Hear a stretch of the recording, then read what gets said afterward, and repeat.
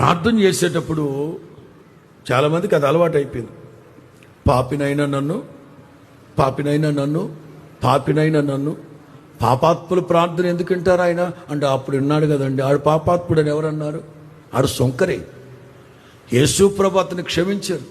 నీవు యేసు రక్తం చేత కడగబడి బాప్తిజం పొంది ప్రభు బలలో పాలు పొందుతూ ఇన్ని ఆత్మ సంబంధమైన అనుభవాల్లో సాగుతూ నే పాపినైనా నా ప్రార్థన వినండి, పాపినైనా నా ప్రార్థన వినండి. ఎట్లా వింటాడు ఆయన? ఎందుకు పదే పదే పాపి పాపి పాపి అని ఒప్పుకుంటున్నావు?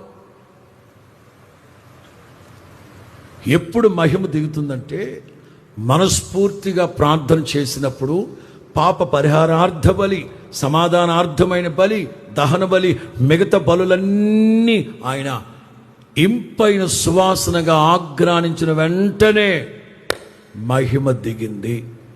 మూడవదిగా, ఎప్పుడు మనం ప్రార్థన చేసుకుంటున్నా, ఎంతసేపు మనం ప్రార్థన చేస్తున్నంతసేపు జలముల మీద అల్లాడిన నా దేవుని ఆత్మ మన మీద అల్లాడుతుంటారు. ఎప్పుడైతే ముక్త కంఠంగా మనం అందరము ఆమేన్ అంటామో, మహిమ కుమ్మరింపబడును గాక.